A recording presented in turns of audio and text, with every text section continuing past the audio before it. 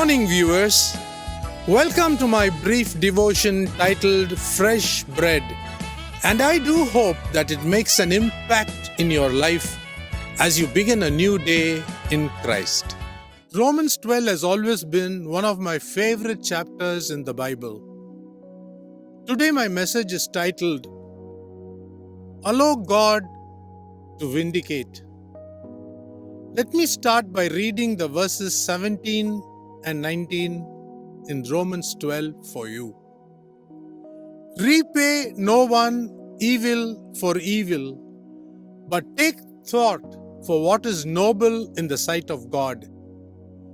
Beloved, never avenge yourselves, but leave it to the wrath of God, for it is written, Vengeance is mine. I will repay, says the Lord. The thought of taking sweet revenge is very tempting, but the uncompromising truth is the fact that there is nothing sweet about taking revenge. What every human longs for is perfect justice. Perfect justice can be executed only by one person in the whole universe.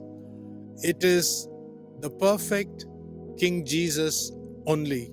All debates must cease at the mention of his name because he is the unparalleled champion of this universe.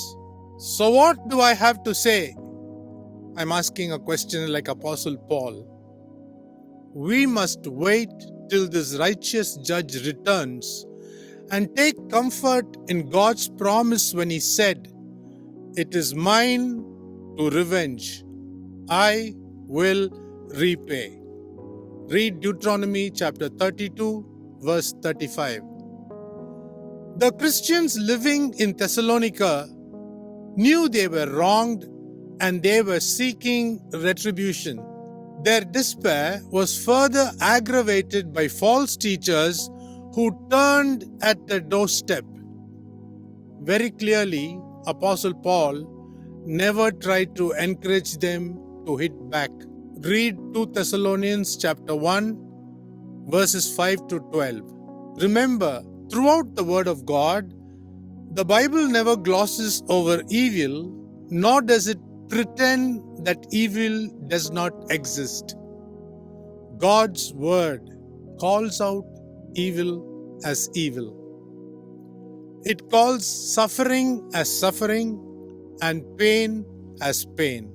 But see what Apostle Peter, the original spokesperson of the church, had to say in his first letter while writing to the exiles of the dispersion in Pontus, Galatia, Cappadocia, Asia, and Bithynia.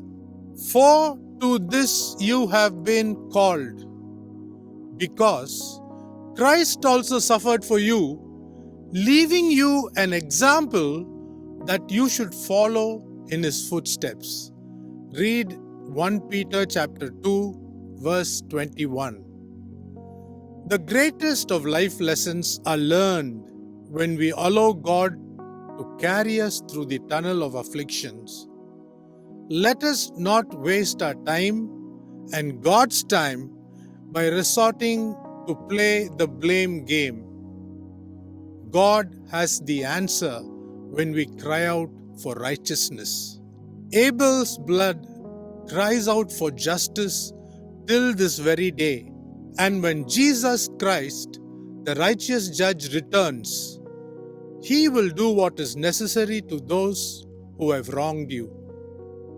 May the Lord give us the grace not to retaliate or repay evil for evil, but wait for God to show his vengeance on our wrongdoers.